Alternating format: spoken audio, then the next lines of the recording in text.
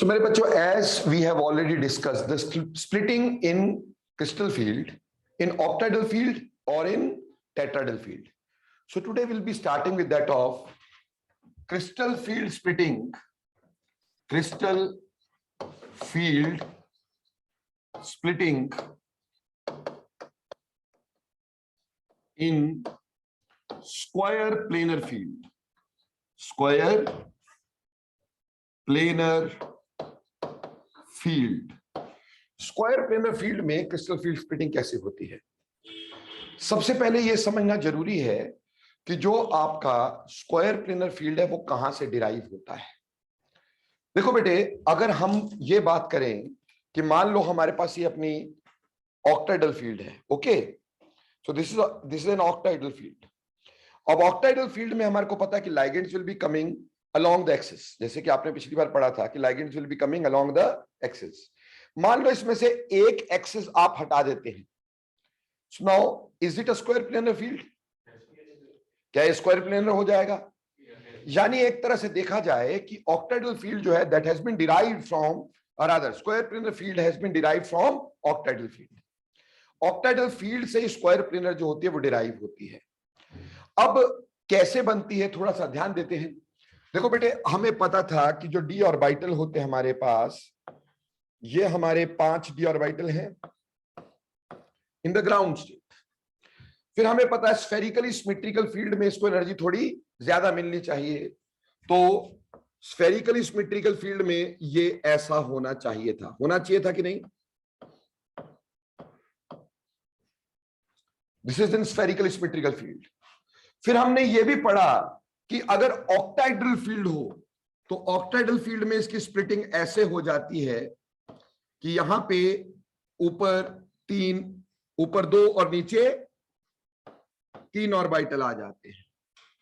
ठीक, अब ये जो ऊपर 2 हैं इसको अपने नाम क्या दिया था? ईजी। क्या नाम दिया था? ईजी। इसमें 2 तरह के ऑर्बिटल थे हमें मालूम। एक कौन सा था? डी जेड स्क्वायर, और दूसरा कौन सा था? dx² to y²। ठीक है बच्चों। ऑन द अदर हैंड जो नीचे 3 ऑर्बिटल थे वो dxy, dyz, dxz, ये वाले 3 ऑर्बिटल नीचे और ऊपर 2 ऑर्बिटल थे। इस तरह से हमारी स्प्लिटिंग पाई गई थी। किसमें पाई गई थी बेटा? ये Eg कहलाया था और ये T2G कहलाया था बेटा। इस तरह की स्प्लिटिंग हमने पाई थी किसमें? In our octahedral field. Now मान लो हमारे पास एक कॉन्फ़िगरेशन है D7, और D7 मान लेते हैं स्ट्रॉन्ग फील्ड लाइगेंड में। किसमें है? Strong field ligand. अब D7 में अगर स्ट्रॉन्ग फील्ड लाइगेंड हुआ, मैं D7 स्ट्रॉन्ग फील्ड लाइगेंड की बात सिर्फ एग्जाम्पल के तौर पे ले रहा हूं। स्ट्रॉन्ग फील्ड लाइगेंड,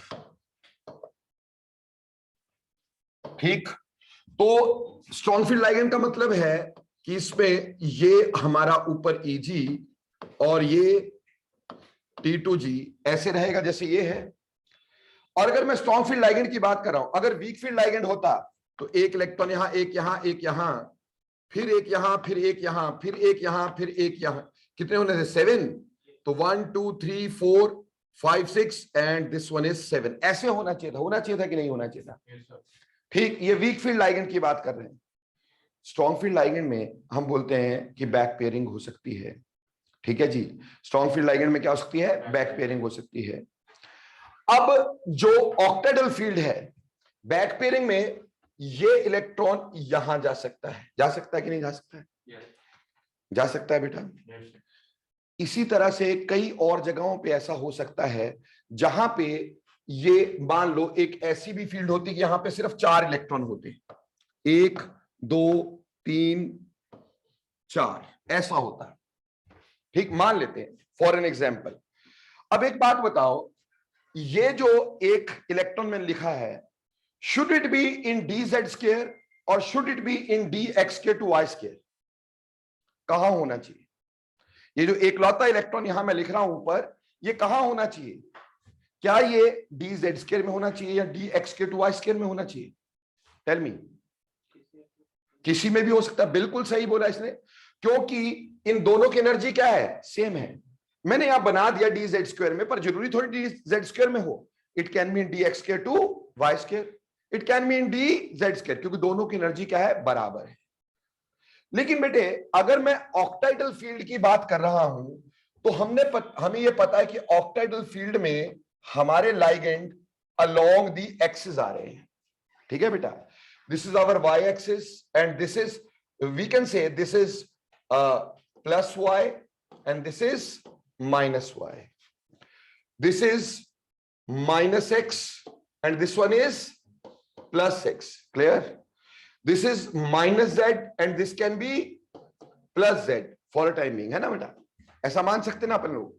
अब लाइगेंड जो है वो आ रहे हैं along the axis, तो आप क्या देखोगे कि हमारे जो लाइगेंड है x और y के along कितने लाइगेंड आ रहे हैं? x एक्सिस और y एक्सिस के along कितने लाइगेंड आ रहे हैं बेटा? 4 लाइगेंड्स आ रहे हैं। और z के along कितने आ रहे हैं? 2 लाइगेंड आ रहे हैं।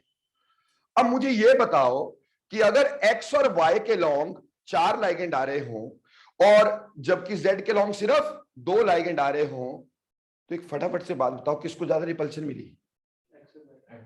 x और y को ज्यादा रिपल्शन मिली, क्योंकि उसके लॉन्ग 4 लाइगेंड आ रहे हैं।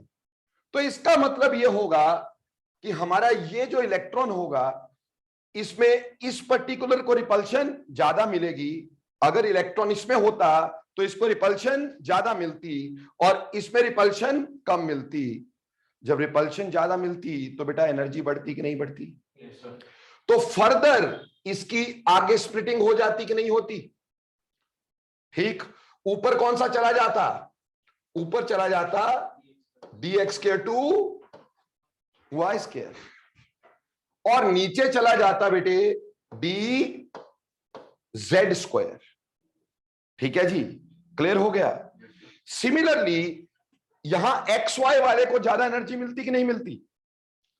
क्योंकि एक्स वाई जो है उसके लॉन्ग 4 लाइगेंड आ रहे हैं, तो एक्स वाई वाले को एनर्जी ज्यादा हो जाती, उसकी रिपल्शन ज्यादा होती, और वाई और जेड वाले जहां जेड कंपोनेंट आ रहा है वहां रिपल्शन कम हो जाती। तो फर्दर ये भी स्प्लिट करते कि नहीं करते बेटा? और यहां पे ऊपर क्या आ जाता? D x y, d x, just a second, यहां पे ऊपर आ जाते बेटा आपके 2, जहां पे z आ रहा है d x z d y z, और जो एक्स वाई वाले हैं उनकी एनर्जी जो होती वो सबसे कम हो जाती। बोलो समझ में आया कि नहीं आया? तो ऐसे करके होता क्या कि जो हमारा डी जेड स्क्वायर है, जो हमारा डी जेड स्क्वायर है, ठीक, यहां हम बनाते हैं डी जेड स्क्वायर,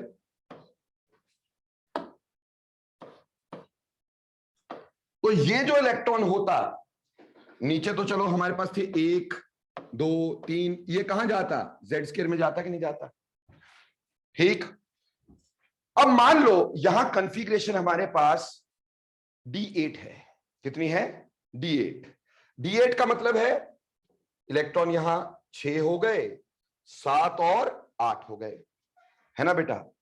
पर जब ये लाइगेंड ऑक्टाइडल फील्ड में उसके पास आने लगते, ऑक्टाइडल फील्ड में उसके पास आने लगते, तो स्प्लिटिंग ऐसे हो जाती, उससे यहां तो हमारे पास पूरे, और ये वाला जो इलेक्ट्रॉन होता वो इधर शिफ्ट कर जाता कि नहीं करता? कोई भी हो, स्ट्रॉन्ग फील्ड हो चाहे वीक फील्ड हो, जब आपके लाइगेंड के पास D8 में जब लाइगेंड आ रहे हैं तो होगा क्या? होगा ये कि इसमें स्प्लिटिंग हो गई, अब इसकी एनर्जी कम हो गई, तो इलेक्ट्रॉन तो कम एनर्जी वाले में जाते ना, तो ये इलेक्ट्रॉन यहां शिफ्ट कर जाता। ठीक, अब हमारे पास सिर्फ एक ये d ऑर्बिटल बचता जिसमें हम इलेक्ट्रॉन डाल सकते। ठीक, और अगर स्ट्रॉन्ग फील्ड लाइगेंड होता तो अंदर के ऑर्बिटल से शुरू करता, तो ये d ऑर्बिटल यूज हो जाता कि नहीं होता? तो यहां से हमारी ये जो स्प्लिटिंग हुई ये किसमें हुई? स्क्वायर प्लेनर फील्ड में हुई। किसमें हुई? स्क्वायर प्लेनर फील्ड में हुई। बोलो समझ में आया कि नहीं आया? बिल्कुल बेटे। Excuse me sir. हाँ जी बेटे। सर जब डी एक्स वाई प्लेन में सर जब वो रिपल्शन हो रही है तो सर एक्स वाई का ज्यादा एनर्जी होना चाहिए ना सर? प्लेन में कहां रिपल्शन हो रही मेरे भाई? हाँ यहां पे yes yes you are right, यहां पे हमारे पास एक्स वाई की एनर्जी ज्यादा होनी थी, ये मैंने गलती से लिख दिया भाई, ठीक, ये एक्स वाई की एनर्जी ज्यादा होनी चाहिए थी और वाई जेड की एनर्जी कम होनी चाहिए थी, ये थोड़ा सा गलती से लिख दिया, ठीक, बिल्कुल सही बोल रहे हो, यहाँ पे डी एक्स वाई की एनर्जी ज्यादा और जेड वालों की एनर्जी कम होगी, बिल्कुल सही बात है ये, ठीक है जी। यहां पे 1 2 3 4 5 6, अब कहने का मेरा मतलब यह है कि अगर डी ऑर्बिटल्स में 8 इलेक्ट्रॉन है, ठीक, तो जब वो 6 लाइगेंड मान लो उसके पास चल पड़े, D8 कॉन्फ़िगरेशन है, लाइगेंड 6 चल पड़े, 6 लाइगेंड चलने से क्या हुआ कि 6 लाइगेंड पास आए तो हमारे पास एक्स एक्सिस के अराउंड सिर्फ 2 आ रहे हैं और वाई और जेड के अराउंड, वाई और एक्स के अराउंड 4 लाइगेंड आ रहे हैं, तो ज्यादा रिपल्शन किसके अराउंड मिली बेटे, ज्यादा रिपल्शन हमारे को एक्स और वाई के अराउंड मिली, तो एक्स और वाई की एनर्जी बढ़ गई, जहां जहां पे एक्स वाई इन्वॉल्व हो रहा है वहां एनर्जी बढ़ गई, जहां पे एक्स जेड इन्वॉल्व हो रहा था या जेड इन्वॉल्व हो रहा था उसकी एनर्जी कम हो गई, तो ये जो इलेक्ट्रॉन था जो हम बोल सकते थे कहीं पे भी हो सकता था, now this can shift into a lower energy that is dz square, so one orbital becomes available, यहां पे अब इलेक्ट्रॉन डालेगा कोई भी लाइगेंड हमारा, ठीक, और उससे हाइब्रिडाइजेशन बनेगी dsp2, क्या बनेगी dsp2, एक अंदर का डी ऑर्बिटल यूज हो गया कि नहीं, और बाहर के s और p यूज हो जाएंगे, तो dsp2 हाइब्रिडाइजेशन बन जाएगी कि नहीं, तो इस तरह से dsp2 हाइब्रिडाइजेशन में स्क्वायर प्लेनर फील्ड होती है, तो इस तरह से स्क्वायर प्लेनर फील्ड की स्प्लिटिंग हो जाएगी, any doubts about this, clear. अब बेटा ऑब्वियसली D8 में क्या होगा कि हमारे पास Z के लॉन्ग जो आ रहे ligand they will fail to give electrons, क्यों, क्योंकि Z में तो इलेक्ट्रॉन ही है, तो ये आ ही नहीं पाएंगे भाई, ये आ ही नहीं पाएंगे क्योंकि इसमें ऑलरेडी क्या है, इलेक्ट्रॉन्स हैं, समझ में आई बात, और स्ट्रॉन्ग फील्ड लाइगेंड भी होगा तो इसमें तो आ ही नहीं सकते इलेक्ट्रॉन्स, तो इलेक्ट्रॉन को यही पार्टिसिपेट करना पड़ेगा, तो 6 में से 2 फेल कर गए, कितने लाइगेंड रह गए 4, और जो 4 लाइगेंड है वो किसके इस तरह से जुड़ जाएंगे, and this gives us a square planar field. तो बेटा एक क्वेश्चन तो ये हो जाता है कि हमारे पास जो dsp2 हाइब्रिडाइजेशन है इसमें कौन सा डी ऑर्बिटल यूज होता है, now can you tell me कौन सा डी ऑर्बिटल dsp2 हाइब्रिडाइजेशन में यूज होता होगा, ऑब्वियसली ऊपर वाला, तो ये जो D है ये कौन से वाला यूज हो रहा है, dx² टू y², पर बेटा एक तो ये हो सकती है, ये तो सारे बता देते हैं, लेकिन एक बात और बताता हूं, अगर लाइगेंड आपका स्ट्रॉन्ग हो, बहुत स्ट्रॉन्ग हो, ये तो मॉडरेटली स्ट्रॉन्ग लाइगेंड में ऐसा हो गया, स्ट्राइक लाइगेंड बहुत ज्यादा स्ट्रॉन्ग हो तो स्प्लिटिंग और भी ज्यादा करवाएगा, stronger is the ligand more will be splitting, तो अगर मैं इसकी बात कर रहा हूं, ये मेरा हो गया मॉडरेटली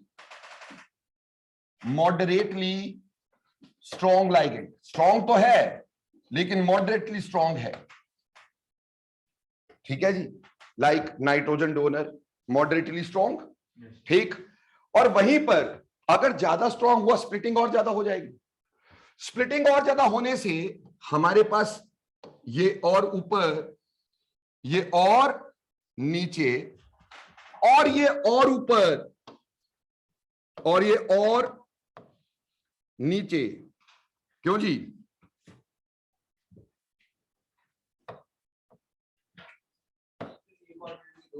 ठीक नहीं बेटा, वही रहा, ये और नीचे आ गया हमारे पास, ठीक, जितना होना चाहिए था, एक ऑर्बिटल के 2 नहीं बने हैं, कहने का मेरा मतलब ये है कि अगर आप इस चीज को समझना चाह रहे हो, ठीक, तो समझो कि ये और ऊपर आ गया, ये और नीचे आ गया, ये और भी नीचे आ गया, समझ में आ गई बात, ठीक, हाँ जी हाँ जी, और ये वाला जो है ये और ऊपर चला गया और ये वाला और नीचे आ गया, क्योंकि स्प्लिटिंग ज्यादा है, क्योंकि स्ट्रॉन्ग फील्ड लाइगेंड है, वेरी स्ट्रॉन्ग फील्ड लाइगेंड। इस केस में ऊपर तो क्या गया हमारे पास dx² टू y², ऑर्बिटल तो वही रहेगा, यहां नीचे कौन सा आ गया, ये ऊपर चला गया ना, dxy, और dz स्क्वायर उससे भी नीचे, और सबसे नीचे क्या रह गए, dxz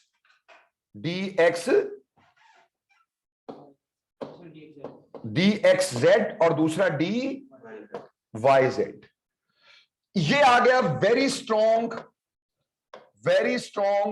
लाइगेंड में, ठीक, ये था मॉडरेटली स्ट्रॉन्ग लाइगेंड में, और ये आ गया वेरी स्ट्रॉन्ग लाइगेंड में। कई लोग इसको टेट्रागोनल फील्ड बोल देते हैं, कई लोग क्या बोल देते हैं, टेट्रागोनल फील्ड बोल देते हैं, वेरी स्ट्रॉन्ग को टेट्रागोनल फील्ड बोल देते हैं। क्लियर? तो बेसिकली स्क्वायर प्लेनर फील्ड में दो तरह की बेटे हमारे पास क्या हो गई, स्प्लिटिंग हो गई।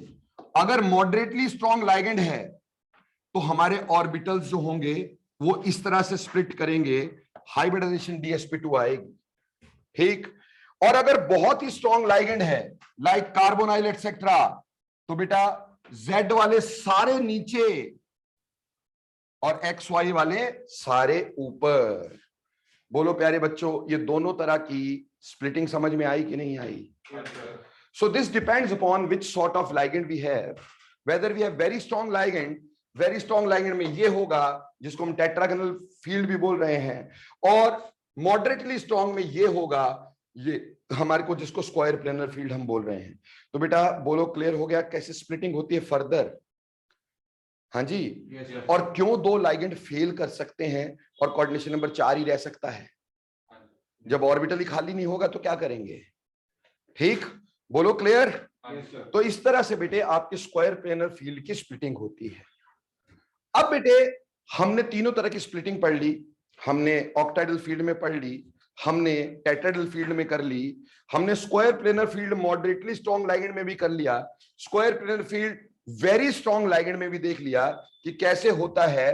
तो ये सारा क्लियर हो गया। लेकिन एक बात ये थी कि मैंने आपको बोला कि जितना कोई स्ट्रॉन्ग लाइगेंड होता है उतनी CFSE ज्यादा करता है। अब बेटे पेपर में हमारे को क्वेश्चन आ जाता है किसकी CFSE ज्यादा होगी, कुछ कंपाउंड दिए होंगे, किसकी CFSE सबसे ज्यादा होगी। नाउ फैक्टर्स अफेक्टिंग CFSE की बात करेंगे। पहले बोलो क्लियर? बेटा इसकी CFSE निकालना तुम्हारा काम नहीं है, नो नीड ऑफ दैट, ठीक है ना। स्प्लिटिंग समझानी थी, इसलिए समझानी थी क्योंकि बेटे में ये एक तो इससे ये पता चलता है कि dsp2 हाइब्रिडाइजेशन में कौन सा d ऑर्बिटल यूज होता है, ठीक। ये पेपर में बड़ी बार क्वेश्चन आता है कि dsp2 हाइब्रिडाइजेशन में कौन सा d ऑर्बिटल यूज होता है, ठीक। तो वो हमें समझ में आ जाता है इससे कि भाई ये वाला यूज होगा। और दूसरी बात हमें इसमें ये भी समझ में आता है दो लाइगेंड फेल क्यों होते हैं, ठीक, 4 ही क्यों रह जाते हैं। फिर आगे ना और चीजें भी, इसमें एक जॉन टेलर इफेक्ट है वो भी क्लियर करेंगे बाद में, ठीक। तो इससे आगे चलते हैं, अब हम पढ़ेंगे factors affecting CFSE। Factors affecting CFSE। हमें कुछ कंपाउंड दे दिए गए और हमसे ये बोला गया कि भैया ये बताओ किसकी CFSE ज्यादा है। कुछ कंपाउंड दे दिए गए, ये बोला गया किसकी CFSE ज्यादा है। जैसे क्वेश्चन दे देते हैं, मान लो मेरे पास है CO का होल 6, CO का होल 6, ठीक है जी। ऐसे ही हमारे पास आ जाता है मान लो CONH3 का होल 6, ठीक है जी। और से इसमें 2 पॉजिटिव है, इसमें भी 2 पॉजिटिव है, ठीक है जी। ऐसे दे दिया CO और यहां पे ले लेते हैं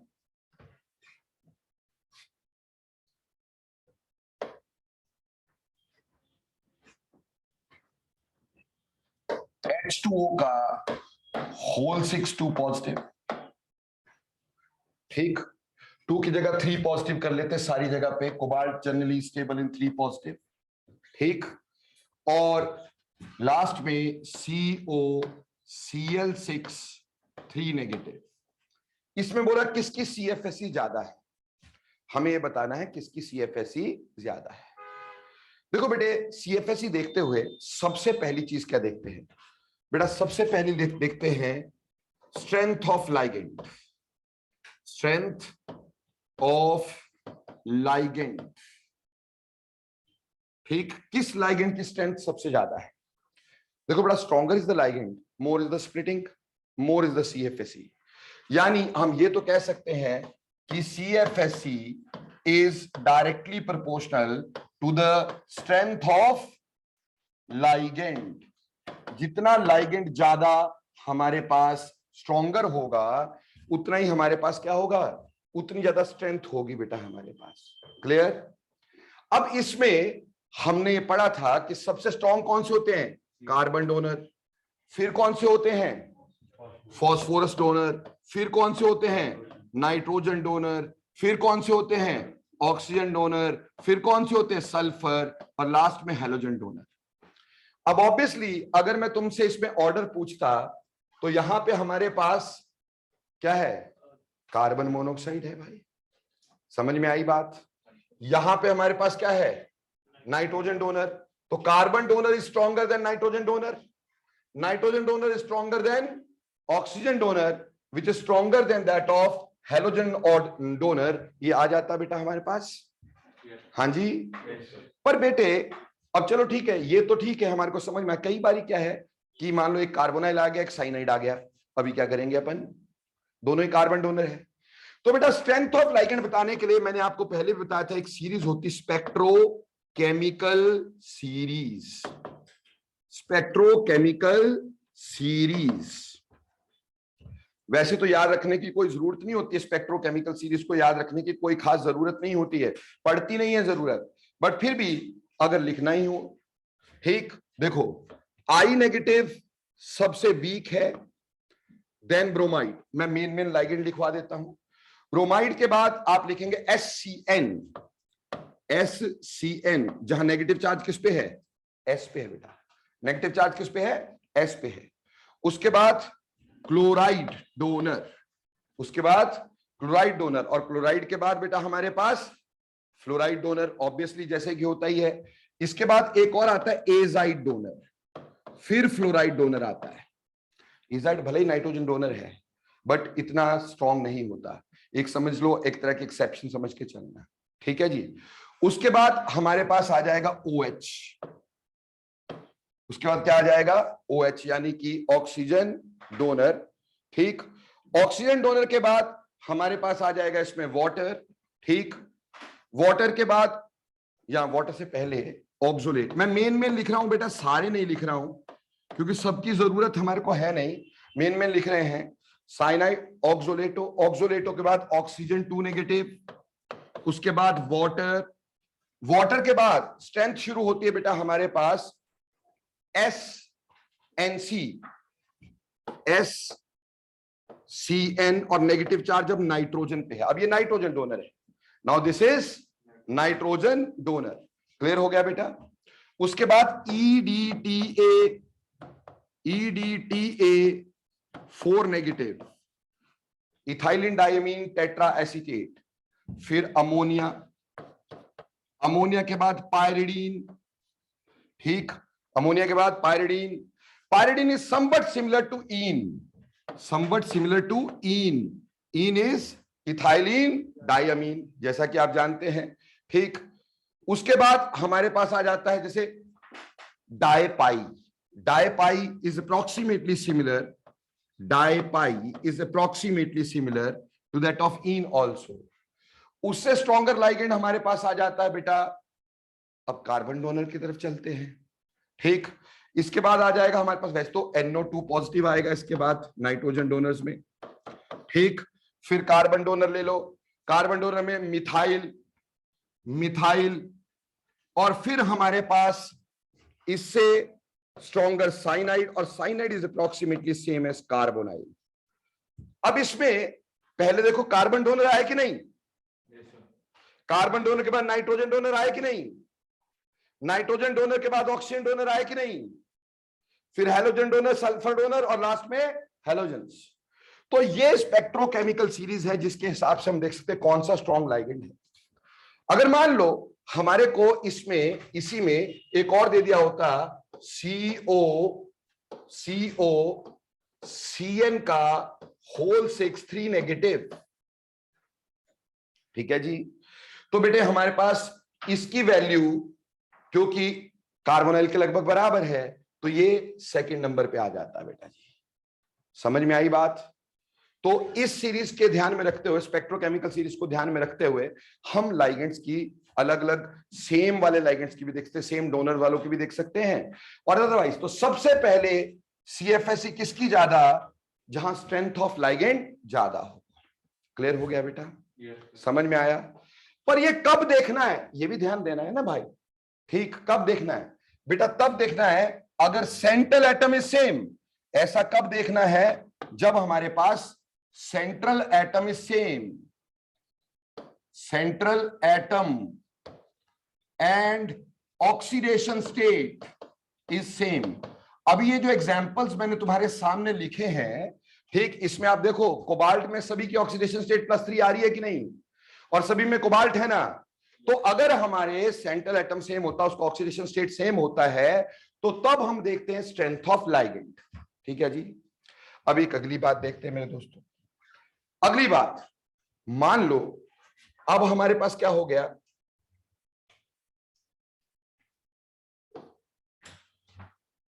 मान लो अब हमारे पास ऐसा होता है कि सेंट्रल एटम सेम है, लाइगेंड सेम है, सेंट्रल एटम सेम है, लाइगेंड सेम है, ठीक, बट उसका चार्ज अलग अलग है। ठीक, यानी ऑक्सीडेशन स्टेट अलग अलग है। तो बेटे सेकंड नंबर पे क्या देखा जाता है? सेकंड नंबर पे देखा जाता है charge on central ion, charge on central metal ion, central metal ion, charge on central metal ion, charge on central metal ion. जैसे दो एग्जांपल लेके चलते भाई। मान लो एक मेरे पास है K3FeCN का होल 6 और दूसरा है K3FeCN का, रादर K3 नहीं, अब आ जाएगा से K4FeCN का होल 6। अब आप यहां पे देखें, आपका सेंट्रल एटम सेम है, central atom same, ligand same, ligand same, but oxidation state निकालेंगे तो बेटा यहां आयरन की ऑक्सीडेशन स्टेट +3 आएगी, यहां आयरन की ऑक्सीडेशन स्टेट +2 आएगी। ठीक, but oxidation state is different, but oxidation state is different, oxidation state different. ऐसे केस में प्यारे बच्चों डेफिनेटली हमारे पास क्या होगा? डेफिनेटली हमारे पास ऐसा होगा कि higher is the oxidation state, more is the stability. तो दूसरी बात आ गई, higher oxidation state on metal, on metal more stability, more stability, higher oxidation state on metal, more is stability. बोलो क्लियर बच्चों? Yes sir. समझ में आया कि नहीं आया? अब आ जाओ थर्ड पार्ट पे। थर्ड पार्ट, अब मान लो सेंट्रल मेटल डिफरेंट हो पर उनकी ऑक्सीडेशन स्टेट सेम हो, सेंट्रल मेटल डिफरेंट हो, ऑक्सीडेशन स्टेट हो सेम, ठीक, और लाइगेंड भी मान लो सेम लगा हुआ हो, लाइगेंड भी क्या हो? सेम लगा हुआ हो। यानी कि अगर हम ऐसे बात करें कि अगली बात होगी effective nuclear charge, effective nuclear charge, ठीक। इफेक्टिव न्यूक्लियर चार्ज कब देखा जाएगा बेटा? जब central metal is different, central metal is different but oxidation state and ligand is same, and ligand is same. जैसे फॉर एन एग्जाम्पल हमने ये पढ़ा कि एक है NiCl4 2 नेगेटिव, ठीक है जी, दूसरा है PtCl4 2 नेगेटिव, तीसरा है PdCl4 2 नेगेटिव। देखो बेटे, इसमें कोऑर्डिनेशन नंबर सेम है कि नहीं? लाइगेंड सेम है कि नहीं? ऑक्सीडेशन स्टेट यहां पे भी निकल की +2 है, यहां प्लेटिनम की +2 है, यहां प्लेडियम की +2 है। ठीक है बच्चे, एक बात तो क्लियर है, ये आपको बताया था कि 4D और 5D वाले हमेशा इनर ऑर्बिटल कॉम्प्लेक्स होते हैं इररिस्पेक्टिव लाइगेंड, है ना, और inner orbital complexes are always more stable. ठीक, ये तो वैसे ही क्लियर था कि निकल का लेस स्टेबल होगा, निकल का लेस स्टेबल होगा, बट इन दोनों में क्यों निकल का लेस स्टेबल होगा? क्योंकि बेटा यहां हाइब्रिडाइजेशन कौन सी है? sp3, जबकि यहां हाइब्रिडाइजेशन कौन सी होगी? dsp2। इनर ऑर्बिटल वाले complex are always more stable, inner orbital वाले complex are always more stable, यानी उसकी CFSE ज्यादा होती है, इनर ऑर्बिटल वालों की CFSE ज्यादा होती है। हम यहां पे CFSE तो देख रहे हैं ना, स्टेबिलिटी तो नहीं देख रहे हैं, हम क्या देख रहे हैं? CFSE। CFSE ज्यादा होगी तो स्टेबिलिटी ज्यादा होगी। क्लियर? तो कहने का मतलब यह है कि इन दोनों में कैसे देखें? देखो सिंपल सी बात है, डाउनवर्ड जाते हो, डी ब्लॉक में डाउनवर्ड जाते हो तो इफेक्टिव न्यूक्लियर चार्ज बढ़ता है कि नहीं बढ़ता है? क्योंकि डाउनवर्ड जाते हो, मैंने आपको समझाया, न्यूक्लियर चार्ज तो बढ़ेगा ही, लेकिन डाउनवर्ड F और D ऑर्बिटल भर जाने से स्क्रीनिंग कांस्टेंट ज्यादा नहीं बढ़ता, है ना। तो Z डिफेक्टिव कैसे निकालते थे बेटा? बोलो, Z डिफेक्टिव कैसे निकालते थे? Z minus sigma. डाउनवर्ड जाते Z का इंक्रीज ज्यादा है, सिग्मा का इंक्रीज कम है, इसलिए बेटा 3D के मुकाबले 4D वाले कॉम्प्लेक्स ज्यादा स्टेबल होंगे और 4D के मुकाबले 5D वाले कॉम्प्लेक्स ज्यादा स्टेबल होंगे। ठीक, आपने अभी कुछ दिन पहले, 1-2 दिन पहले मेरे साथ F ब्लॉक पढ़ा था, तो बताया एक्टिनाइड जो होते हैं उनके कॉम्प्लेक्स ज्यादा बनते, ज्यादा स्टेबल होते हैं, जबकि लेंथेनाइड्स के नहीं होते ज्यादा स्टेबल, नहीं बनते ज्यादा कॉम्प्लेक्सेस। ठीक, करवा दिया बेटा मैंने, डी ब्लॉक के बाद F ब्लॉक करवाया मैंने, लास्ट लेक्चर उसी का था। अरे करवाया मैंने यार, मैं तेरे को लेक्चर भेज दूंगा। अच्छा, वो वाला काम रह गया, हाँ ठीक। तो एनी हाउ कोई बात नहीं, वो अपन कर देंगे। तो 3D इज मतलब 5D के कॉम्प्लेक्सेस 4D से ज्यादा स्टेबल, 4D के 3D से ज्यादा स्टेबल। तो चलो ये तो हम वैसे भी देख सकते थे, इसमें क्या आया? इनर ऑर्बिटल का, इसमें आउटर ऑर्बिटल कॉम्प्लेक्स, इसमें इनर ऑर्बिटल, ये वैसे स्टेबल थे, लेकिन इन दोनों में बेटा ये 4D का है और ये 5D का है, ज्यादा स्टेबल कौन सा हो गया? 5D वाला, क्योंकि न्यूक्लियर चार्ज ज्यादा था, क्योंकि न्यूक्लियर चार्ज ज्यादा था। बोलो क्लियर?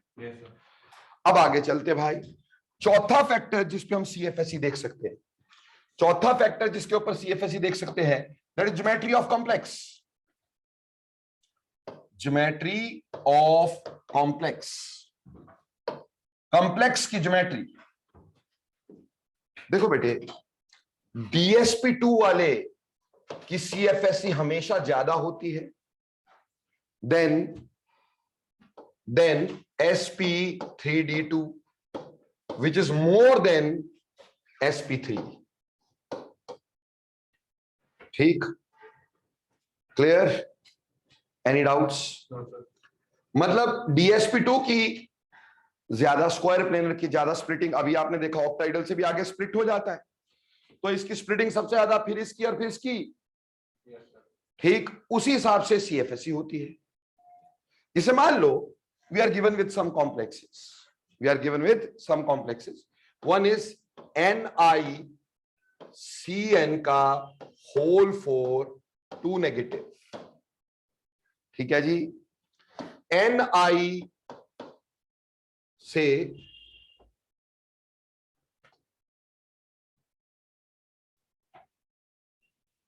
H2O का होल 6 2 पॉजिटिव, ठीक, और NiCl4 2 नेगेटिव। देखो बेटे यहां पे सेंट्रल एटम सेम है, ऑक्सीडेशन स्टेट सेम है, कोऑर्डिनेशन नंबर डिफरेंट है। समझ में आई? यहां पे सेंट्रल एटम सेम है, central metal same, oxidation state same, but coordination number is different, coordination number is different. अब हम इसकी हाइब्रिडाइजेशन जानते हैं, इसकी हाइब्रिडाइजेशन कैसी आएगी? DsP2 आएगी कि नहीं आएगी, है ना? इसकी क्या आएगी बेटा हमारे पास? sp3d2। बेटा निकल के octahedral complexes always outer orbital complex irrespective to ligand. करा था ना भाई कि निकल के ऑक्टाइडल कॉम्प्लेक्स हमेशा क्या होते हैं? आउटर ऑर्बिटल, इनर ऑर्बिटल होते ही नहीं है। क्लियर? और रही बात इसकी क्या, sp3, तो हमें पता है कि इसकी CFSE ज्यादा है, इसकी CFSE कम है, इसकी CFSE सबसे कम है। मजे की बात क्या है कि हमारे पास यहां पे 4 लाइगेंड आ रहे थे, फिर भी उसकी CFSE 6 लाइगेंड से ज्यादा है, क्योंकि आए तो 6 ही थे, आए तो 6 ही थे, बट 2 फेल्ड। DsP2 कब बनती है?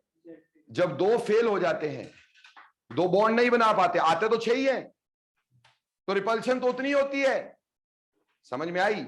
CFSE उतनी ज्यादा हो जाती है। तो बेटे ये 4 चीजों पे हमने CFSE डिपेंड करवाई, पर बड़ी आराम से हमें समझना चाहिए कि कहां पे कौन सा लगेगा, ताकि हम इजीली इस तक पहुंच सके, नहीं तो कंफ्यूजन क्रिएट हो जाएंगी बेफजूल में, ठीक? जबकि कंफ्यूजन वाली कोई बात ही नहीं है। हमने बहुत सिंपली देखना है। सबसे पहले देखा कि हमारा सेंट्रल एटम सेम है कि नहीं है। अगर सेंट्रल एटम सेम है तो देखा क्या उसकी हाइब्रिडाइजेशन सेम है, मतलब व्हाट यू कैन से कि क्या उसका कोऑर्डिनेशन नंबर सेम है कि नहीं है। अगर सेंट्रल एटम सेम है, कोऑर्डिनेशन नंबर सेम है, ठीक, और ऑक्सीडेशन स्टेट भी सेम है, तो बेटा हमने क्या देख लिया? स्ट्रेंथ ऑफ लाइगेंड देख लिया। मोर is the strength of ligand, more is CFSE। जितनी स्ट्रेंथ ऑफ लाइगेंड ज्यादा, CFSE उतनी क्या हो जाएगी? ज्यादा हो जाएगी। बोलो क्लियर और नॉट? दूसरे नंबर पे चलते हुए अगर हम आगे चलते हैं, अगर हमारे पास सेंट्रल एटम सेम है, लाइगेंड भी सेम है, ठीक, तो अब हमें क्या देखना है? सेंट्रल मेटल पे चार्ज देखना है। तो मोर is the charge, more is CFSE, more stability की जगह यहां मोर CFSE लिख दें, ठीक है जी? वो तो है ही है, CFSE ज्यादा, स्टेबिलिटी ज्यादा, वो तो क्लियर ही है यार, ठीक। उसके बाद इफेक्टिव न्यूक्लियर चार्ज की बात करते हैं। कब? जब सेंट्रल मेटल डिफरेंट है, सेंट्रल मेटल डिफरेंट है पर उनके ऑक्सीडेशन स्टेट सेम है, लाइगेंड भी सेम है, तो ऐसे केस में क्या देख देते हैं? Effective nuclear charge. 5D वाले complex are more stable than 4D, which is more stable than 3D। समझ में आई बात? भले ही ऐसा हो जाता कि इसकी हाइब्रिडाइजेशन भी DsP2 होती, भले ही ऐसा हो जाता कि इसकी हाइब्रिडाइजेशन भी DsP2 होती, तब भी 5D वाले ज्यादा स्टेबल होते, 4D वाले उससे कम स्टेबल होते, और सबसे कम स्टेबल कौन होता? 3D वाला। बोलो clear? That is on the effective nuclear charge. Lastly, अगर हमारे पास कोऑर्डिनेशन नंबर ही अलग अलग आ जाए, तब तो पता ही है ज्योमेट्री अलग अलग है। ज्योमेट्री अलग अलग है तो DsP2 वालों की CFSE ज्यादा, देन sp3d2, और लास्ट में sp3। अभी सारे बच्चे मेरे को बताएं बात समझ में आई कि नहीं, यस और नो?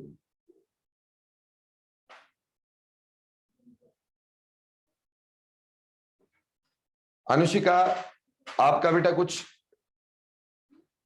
समझ में आया आपको कि नहीं आया? ओके, सो ये तो थी CFSE कैसे देखते हैं। अब बेटा CFSE के बाद अपन पढ़ेंगे stability of complex. Stability of complex कैसे देखते हैं, ठीक?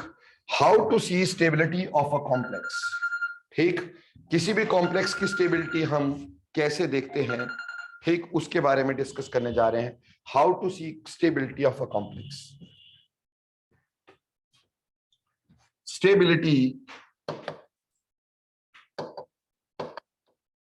Of a complex. कौन सा कॉम्प्लेक्स ज्यादा स्टेबल है? देखो बेटा, जिसकी सीएफसी ज्यादा है, स्टेबल तो ज्यादा है ही है, तो ऑर्डर वही रहना है, ऑर्डर वही रहना है, लेकिन उसमें दो चीजें ऐड होनी है।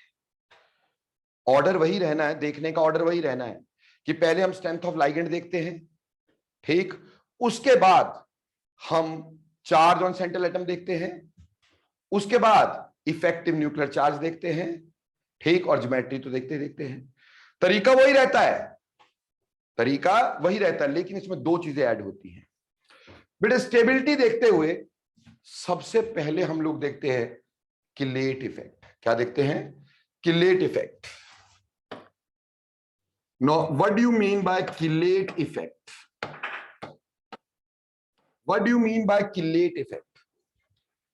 बेटा, किलेट जो होते हैं, अगर किसी का किलेट बन जाए, that is always more stable. अगर किसी का भी किलेट बन जाए तो that is always more stable. तो किलेट इफेक्ट क्या होता है कि stability of complex, stability of complex increases with formation of a chelate। Chelate बनने से कॉम्प्लेक्स की स्टेबिलिटी हमेशा बढ़ जाया करती है। किलेट बनने से कॉम्प्लेक्स की स्टेबिलिटी हमेशा बढ़ जाया करती है।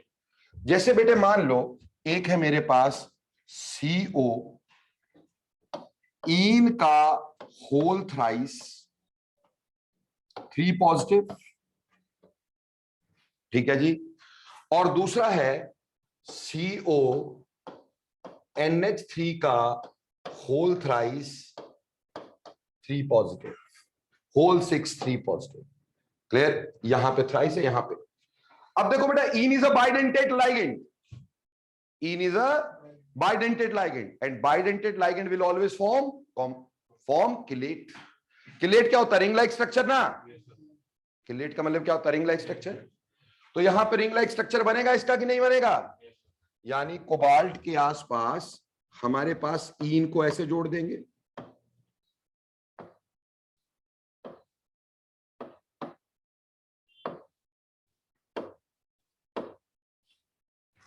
ठीक। तो यहां पे किलेट की फॉर्मेशन हो रही है बच्चा लोग, ठीक। पर क्या यहां किलेट की फॉर्मेशन होगी? नहीं होगी। तो किलेट वाला ज्यादा स्टेबल होता है than a non chelate one, तो किलेट इफेक्ट देखते हैं। लेकिन किलेट भी दो तरह से हो सकते हैं, किलेट भी दो तरह के हो सकते हैं। देखो बेटा, एक और चीज लेके चलते ताकि आपको अच्छे से समझ में आ जाए। आगे देखिएगा, मेरे पास एक किलेट है CO EDTA 1 नेगेटिव, ठीक है। दूसरा है CO ऑक्सोलेटो 3 नेगेटिव, ठीक, और CO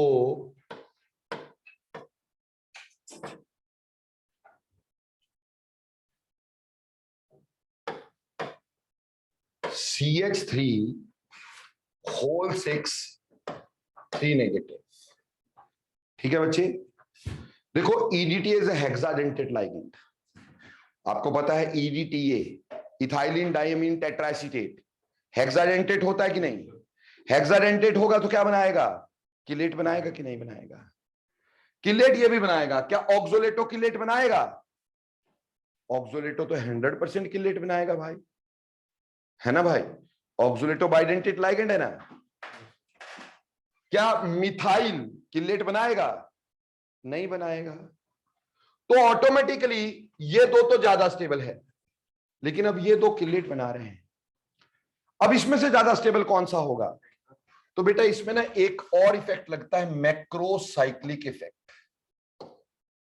macrocyclic effect. Now what do you mean by macrocyclic effect? What do you mean by macrocyclic effect? बेटा देखो, मैक्रोसाइक्लिक इफेक्ट कहता है कि stability of complex, stability of a complex is further enhanced.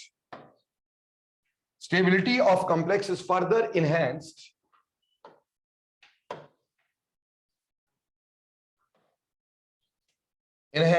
if chelate is formed. Chelate is formed without any steric hindrances. Without any steric hindrances. Now, इसका मतलब क्या हुआ भैया? विदाउट एनी स्टेरिक हिंड्रेंसेस का मतलब क्या हुआ? बहुत ही सिंपल, कि हमारे पास अगर मान लो एक ऐसा किलेट लगता है जिसकी डेंसिटी ज्यादा है, तो वो कम लगेंगे। जब वो कम लगेंगे तो आपस में रिपल्शन कम होगी। जैसे EDTA हेक्साडेंटेट लाइगेंड था, तो एक ही लगा ना, कोई और तो लाइगेंड है ही नहीं इसमें, तो क्या किसी और लाइगेंड के साथ इसकी रिपल्शन होगी? स्टीरिक हिंड्रेंस होगी? नहीं होगी। जबकि यहां 3 लाइगेंड लगे हैं, 3 आपस में रिपेल करेंगे ना भाई। तो यानी जब बड़ा साइकिल बनता है, मैक्रोसाइक्लिक का मतलब बड़ा साइकिल, जब बड़ा साइकिल बनता है यानी कोई ऐसा किलेट हो जिसकी डेंसिटी ज्यादा हो, वो बड़ा साइकिल बना रहा हो, तो नंबर ऑफ लाइगेंड कम हो जाएंगे, उनमें रिपल्शन कम हो जाएगी, स्टीरिक हिंड्रेंस कम हो जाएगी। इसलिए मैक्रोसाइक्लिक वाला ज्यादा स्टेबल होगा। इसलिए EDTA वाला complex is more stable than oxalato, which is more stable than non chelate one. बात समझ में आई? क्लियर? तो जब आप स्टेबिलिटी ऑफ कॉम्प्लेक्स देखते हो, स्टेबिलिटी ऑफ कॉम्प्लेक्स देखते हो, तो क्या हायरार्की में चलना है? स्टेबिलिटी ऑफ कॉम्प्लेक्स किस लाइन में चलना है? देखो बेटे, अगर तुमने इसको आगे पीछे किया, ठीक, जिस सीरीज में बता रहा हूं वैसे देखने का, अगर आगे पीछे किया तो बेटा गलत आंसर आएगा हमेशा ही, हमेशा गलत हो जाओगे। देखो बेटे, सबसे पहले देखना मैक्रोसाइक्लिक इफेक्ट। सबसे पहले हम मैक्रोसाइक्लिक इफेक्ट देखते हैं, ठीक, किसमें सबसे बड़ा किलेट बन रहा है। ठीक, अगर मैक्रोसाइक्लिक इफेक्ट नहीं हो रहा हो तो फिर किलेट इफेक्ट देखते हैं कि कहां किलेट बन रहा है। किलेट ना बन रहे हो फिर हम स्ट्रेंथ ऑफ लाइगेंड देखते हैं, स्ट्रेंथ ऑफ लाइगेंड देखते हैं। ठीक, स्ट्रेंथ ऑफ लाइगेंड देख रहे हैं, अगर वो भी सेम हो, ठीक, तो बेटा ज्योमेट्री ऑफ कॉम्प्लेक्स को देखते हैं, ज्योमेट्री ऑफ कॉम्प्लेक्स को देखते हैं। ज्योमेट्री ऑफ कॉम्प्लेक्स सेम हो, ठीक, तो बेटे फिर सेंट्रल मेटल पे चार्ज देखते हैं, charge on central metal, charge on central metal ion, metal ion. और अगर वो चार्ज भी सेम हो तो फिर इफेक्टिव न्यूक्लियर चार्ज देखते हैं, इफेक्टिव न्यूक्लियर चार्ज देखते हैं। इस हायरार्की में चलोगे तो कभी भी गलती नहीं होगी। समझ में आई बेटा बात? अगर इस हायरार्की में चलोगे तो कभी भी गलती नहीं होगी। आप ये बता सकोगे कौन सा सबसे स्टेबल कॉम्प्लेक्स है। जैसे for your easiness, should I give you one question? Yes sir. ताकि तुम अप्लाई तो कर सको इसको। ठीक, आपको बोला arrange in the order of stability, arrange in the order of stability, arrange in the order of stability. ठीक, एंड साथ में बोल रहा हूं CFSE। दो क्वेश्चन है ये हमारे पास, दो क्वेश्चन, दोनों में फर्क भी देखना चाहूंगा। आपको बोला arrange in the order of stability and CFSE। ठीक, हमारे पास पहला कॉम्प्लेक्स दे दिया ऐसे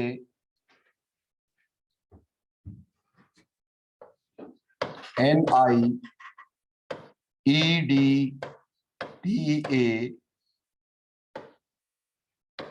4 नेगेटिव, पहला ये दे दिया है। दूसरा दे दिया है कोबाल्ट इन का होल थ्राइस 3 नेगेटिव, ठीक। चौथा दे दिया है NiCl4 2 नेगेटिव। चौथा दे दिया है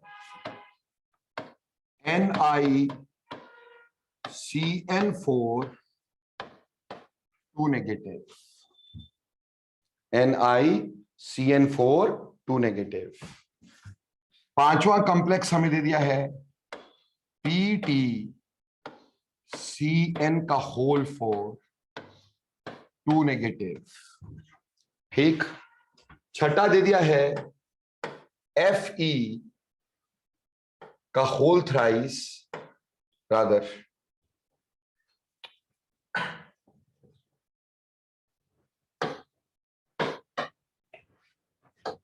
K3FeCN का होल 6, ठीक। अगला दे दिया है K4FeCN का होल 6, ठीक। इसको मैं नंबर दे देता हूं ताकि आपको पता चल जाए। This is number 1 2 3 4 5 6 7। इन 7 को अपन ने स्टेबिलिटी के ऑर्डर में भी लगाना है और इन 7 को हमने CFSE के ऑर्डर में भी लगाना है। थोड़ा सा जल्दी कर दें ताकि मैं कुछ करवा सकूं, समझा सकूं।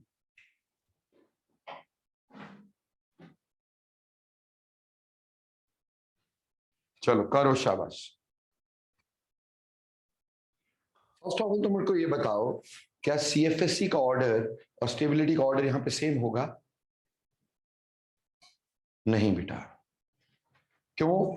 क्योंकि CFSE देखते हो हम ये दो चीजें नहीं देखते हैं, ठीक। CFSE देखते हो हम यहां से शुरू करते हैं, जबकि स्टेबिलिटी देखते हो हम यहां से शुरू करते हैं, इसलिए ऑर्डर अलग अलग रहेगा। तो जब हम स्टेबिलिटी ऑफ दिस कॉम्प्लेक्स देखने की कोशिश करेंगे तो सबसे पहले हम इसमें किल्लेट ढूंढेंगे कहां कहां है। हमें समझ में आता है किल्लेट दो जगह है, फर्स्ट और सेकंड में, ठीक। और फर्स्ट का किल्लेट मैक्रोसाइक्लिक है, इसलिए फर्स्ट की स्टेबिलिटी सेकंड से ज्यादा है, ठीक।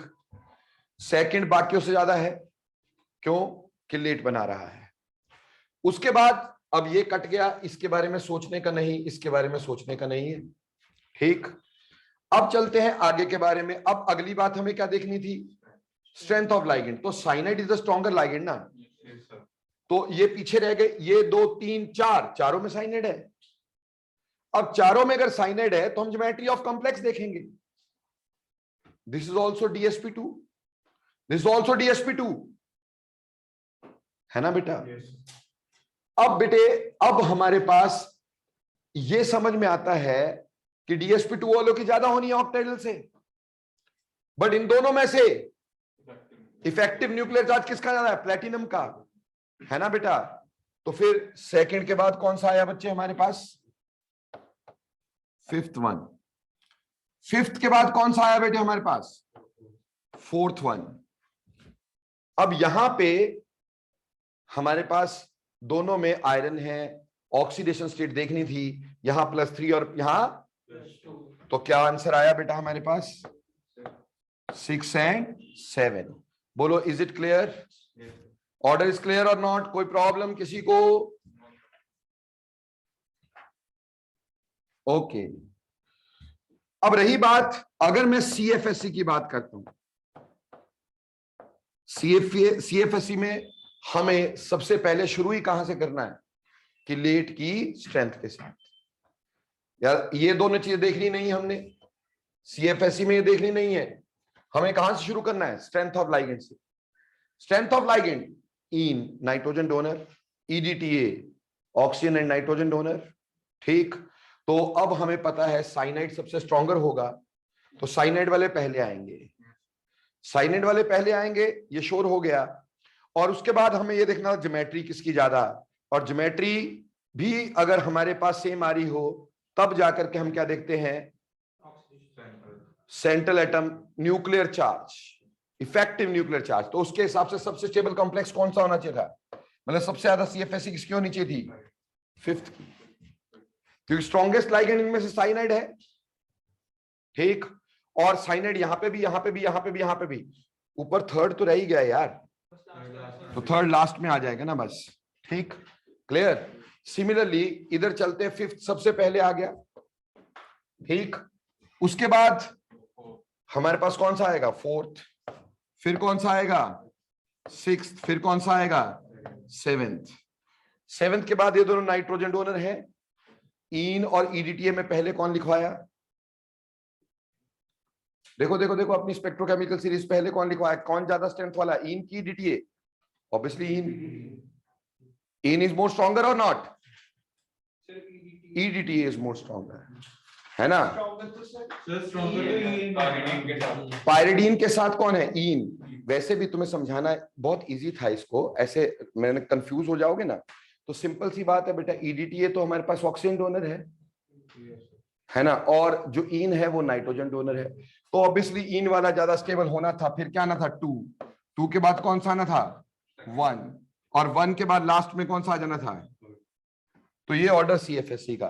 तो कहने का मतलब ये बहुत ही ध्यान रखने का है कि आपको CFSE पूछी है कि स्टेबिलिटी पूछी है, क्योंकि CFSE किसी की ज्यादा हो सकती है लेकिन स्टेबिलिटी फिर भी कम हो सकती है, क्योंकि हो सकता है किसी दूसरे कॉम्प्लेक्स में क्या बन रहा हो, किलेट बन रहा हो, और फिर मैक्रोसाइक्लिक बन रहा हो। तो दोनों के ऑर्डर अलग अलग जानने हैं, तो बोलो समझ में आया कि नहीं आया, अच्छे से क्लियर हो गया कि नहीं हो गया, हो गया। लेकिन स्टेबिलिटी ऑफ कॉम्प्लेक्स, ये जो कंपटीशन का तरीका ये बताने का, लेकिन स्टेबिलिटी ऑफ कॉम्प्लेक्स जो है बेटा, उसको देखा जाता था by a constant called as, experimentally हम स्टेबिलिटी ऑफ कॉम्प्लेक्स देखते हैं by a constant called as, NCERT बोलती इनस्टेबिलिटी कांस्टेंट, क्या बोलती है, इनस्टेबिलिटी कांस्टेंट। मैं आपको पहले स्टेबिलिटी कांस्टेंट बताता हूं और फिर बताऊंगा इनस्टेबिलिटी कांस्टेंट क्या है। क्लियर। देखो बेटे, मान लो मेरे को एक कॉम्प्लेक्स बनाना है, Cu2 पॉजिटिव है, उसके साथ 4 अमोनिया जोड़ने हैं, और कॉम्प्लेक्स बनाना है CuNH3 का होल 4 2 पॉजिटिव, ये कॉम्प्लेक्स है। अगर बेटा मैं इसका इक्विलिब्रियम कांस्टेंट लिखता, क्या लिखता, इक्विलिब्रियम कांस्टेंट, तो कैसे लिखता बेटा, इसका के लिखता, ऊपर आता CuNH3 का होल 4 2 पॉजिटिव, नीचे क्या आता बेटा, Cu2 पॉजिटिव, अमोनिया का पावर 4 आता। अब अगर इसका इक्विलिब्रियम कांस्टेंट बड़ा होता, अब अगर इसका इक्विलिब्रियम कांस्टेंट बड़ा होता, मतलब इसकी कंसंट्रेशन ज्यादा होती, मतलब रिएक्शन फॉरवर्ड को ज्यादा होता कि नहीं होता, फॉरवर्ड को ज्यादा होता कि नहीं होता, मेरी बात समझ रहे हैं। ठीक, और वहीं पर अगर के छोटा होता, इसका मतलब ये वैल्यू कम है और ये वाली वैल्यू ज्यादा है, यानी रिएक्शन बैकवर्ड ज्यादा है। बैकवर्ड ज्यादा का मतलब ये आसानी से नहीं बन रहा है, यानी स्टेबल नहीं है।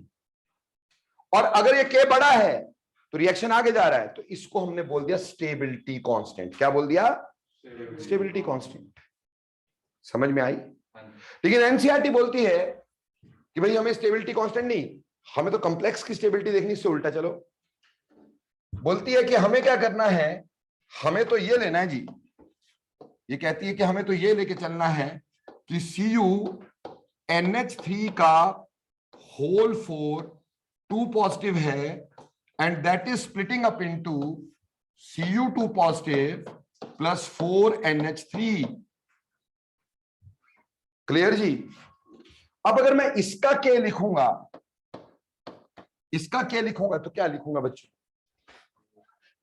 क्या लिखूंगा, Cu2 पॉजिटिव की कंसेंट्रेशन NH3 की पावर 4 डिवाइडेड बाय CuNH3 का होल 4 2 पॉजिटिव। बोलो जी, यही लिखूंगा। अब अगर इसकी वैल्यू ज्यादा हुई तो उसका मतलब क्या होगा, इसकी वैल्यू ज्यादा हुई तो उसका मतलब क्या होगा, ये ज्यादा रिएक्शन आगे यानी टूट जाता है आसानी से, तो मतलब अनस्टेबल हुआ, तो इसको इंस्टेबिलिटी कांस्टेंट बोल देते हैं। क्या बोल देते हैं, इंस्टेबिलिटी कांस्टेंट। सो अगर मैं इंस्टेबिलिटी कांस्टेंट की बात करता हूं, ठीक, ये इंस्टेबिलिटी कांस्टेंट हो गया। बोलो क्लियर। एनसीईआरटी इंस्टेबिलिटी कांस्टेंट की बात करती है और कहती है कि स्टेबिलिटी कांस्टेंट ज्यादा तो बेटा स्टेबिलिटी ज्यादा, एक्सपेरिमेंटली देखना है हमें इसको, ठीक। और वहीं पर अगर इंस्टेबिलिटी कांस्टेंट ज्यादा तो स्टेबिलिटी कम, ठीक है जी। पर क्या ये रिएक्शन एक ही स्टेप में हो गया होगा, क्या ये रिएक्शन एक ही स्टेप में हो गया होगा, ये रिएक्शन एक स्टेप में नहीं हुआ होगा। ये कुछ ऐसे हुआ होगा, अगर मैं इसकी बात करूं, अगर मैं ये लिख दूं वो अपने आप लिख सकोगे ना, उससे उल्टा चलना होगा। मान लो इसमें पहले Cu1 पॉजिटिव था, उसके पास एक अमोनिया आया, तो फर्स्ट स्टेप में हमारे पास यहां बना CuNH3, एक लगा 2 पॉजिटिव, ठीक। से इसका इक्विलिब्रियम कांस्टेंट अपन ने लिख दिया β1। क्या लिख दिया, β1। क्लियर जी। अब क्या हुआ, अब ये जो कॉम्प्लेक्स बना था CuNH3 का 2 पॉजिटिव, इसने दूसरा अमोनिया लिया, तो हमारे पास क्या बना, CuNH3 का होल ट्वाइस 2 पॉजिटिव, ठीक। से इसका इक्विलिब्रियम कांस्टेंट क्या है, β2 है, ठीक है जी। आगे आ जाओ, CuNH3 का होल ट्वाइस 2 पॉजिटिव ने एक और अमोनिया को अपने साथ जोड़ा, और अब की बार बन गया CuNH3 का होल थ्राइस 2 पॉजिटिव, से इसका इक्विलिब्रियम कांस्टेंट β3 है, ठीक। फर्दर CuNH3 का whole thrice 2 positive plus ammonia, and that is giving me CuNH3 का होल 4 2 पॉजिटिव, से इसका इक्विलिब्रियम कांस्टेंट β4 है। ये 4 रिएक्शन बारी बारी हुए, हम इन 4 रिएक्शन को ऐड करेंगे, इन 4 रिएक्शन को ऐड करेंगे। अगर आपने इन 4 रिएक्शंस को ऐड किया तो बोलो नेट रिएक्शन क्या आया, ये और ये कैंसिल, क्योंकि ये प्रोडक्ट में है, ये रिएक्टेंट में है। ये और ये कैंसिल, क्योंकि ये प्रोडक्ट में, ये रिएक्टेंट में है। ये और ये कैंसिल, तो क्या नेट इक्वेशन यही बन गई, Cu2 positive plus 1 2 3 4 ammonia giving us CuNH3 का होल 4 2 पॉजिटिव, ठीक है जी।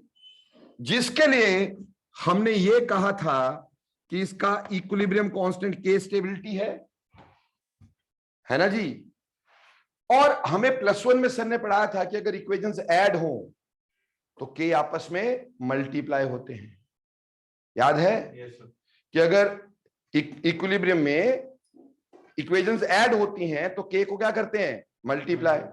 इसका मतलब K स्टेबिलिटी जो होगा that will be product of β1 into β2 into β3 into β4। ऐसे बेटा ये मैंने स्टेबिलिटी के लिए बनाई है, क्या तुम अनस्टेबिलिटी के लिए बना सकते हो? पहले एक तोड़ना, फिर दूसरा अमोनिया निकालना, फिर तीसरा अमोनिया निकालना, फिर चौथा अमोनिया निकालना। उसका मान लो तुमने गामा 1 गामा 2 या बीटा 1 बीटा 2 दे दिया, तो उसमें भी तो यही आएगा। अल्टीमेटली के stability can be calculated like this. चारों स्टेप के इक्विलिब्रियम कांस्टेंट को अपन क्या करेंगे, मल्टीप्लाई करेंगे। अगर इंस्टेबिलिटी कांस्टेंट देख रहे हैं तब इंस्टेबिलिटी वाली इक्वेशन देखेंगे, ब्रेकिंग वाली इक्वेशन देखेंगे। जिसका के ज्यादा होगा, के स्टेबिलिटी ज्यादा होगी, ऑब्वियसली उस कॉम्प्लेक्स की स्टेबिलिटी ज्यादा होगी। बोलो, एम आई क्लियर और नॉट? Yes sir. अच्छे समझ में आया? एक्सपेरिमेंटली हम इस चीज पे देखते हैं कि कैसे स्टेबिलिटी ऑफ कॉम्प्लेक्स होती है। वो जो मैंने अभी तुम्हें बताया था वो तो शॉर्टकट है to solve the questions in competition. Experimentally जब हम स्टेबिलिटी देखते हैं तो इस पे देखते हैं बेटा। लेकिन पुराने समय में स्टेबिलिटी के लिए एक रूल दिया जाता था जिसको सिडविक रूल बोलते थे। सो नेक्स्ट क्लास में I will be taking Sidgwick rule. और गारंटी देता हूं बेटा, अगर पूरे आसपास किसी ने भी ईएन इस तरह से करवाया होगा जैसे मैं करवाऊंगा, जो बोलोगे करूंगा मैं। ठीक, यहां जो ईएन करवाते ना वो 2 मिनट में करवाते हैं। ठीक, that is atomic number minus oxidation state plus 2 into coordination number. खत्म। अपने दोस्तों की कॉपी देखना। ईएन निकालना, कैसे निकालना?